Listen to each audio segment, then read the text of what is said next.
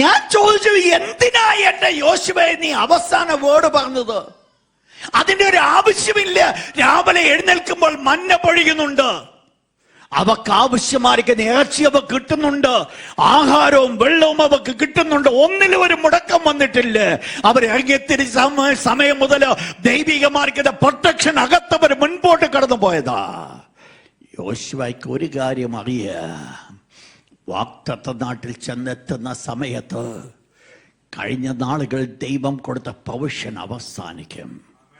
കഴിഞ്ഞ നാളുകൾ ദൈവം പ്രൊവിഷൻ കൊടുക്കുവാനുള്ള കാരണമെന്ന് പറയുന്നത്, സ്വർഗസ്ഥനായിരിക്കും ദൈവം അവരെ മരുഭൂമിയിൽ കൂടെ നടത്തുമ്പോൾ അവക്ക് വേറെ ആഹാരമില്ല, അവക്ക് കഴിക്കുവാൻ മറ്റൊന്നുമില്ല, അവരുടെ കൈ കൊണ്ട് അധ്വാനിക്കാൻ അവർക്ക് പറ്റത്തില്ല.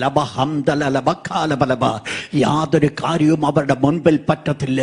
പിന്നെ അവക്ക് വേണമെന്നുണ്ടെങ്കിൽ സ്വർഗസ്ഥനായിരിക്കും ദൈവം പ്രൊവൈഡ് ചെയ്തെങ്കിൽ മാത്രമേ പറ്റത്തുള്ളൂ. അതുകൊണ്ട് എന്ത് ചെയ്യും? രാവിലെ എഴുന്നേൽക്കുമ്പോൾ സ്വർഗസ്ഥനായിരിക്കും ദൈവം അവക്ക് മന്ന കൊടുക്കും. അവക്ക് അവരുടെ ജീവിതത്തിൽ വേണ്ടതായിരിക്കുന്ന ആഹാരങ്ങൾ മുഴുവൻ സ്വർഗസ്ഥനായിരിക്കും ദൈവം അവ കൊടുത്തു.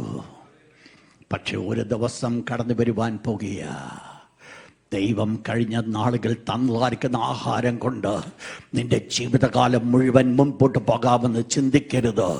ഏലിയാവേ, നിനക്ക് തന്ന ആഹാരമുണ്ട്, ആ ആഹാരം കൊണ്ട് നീ ഓടേണ്ടവനാ.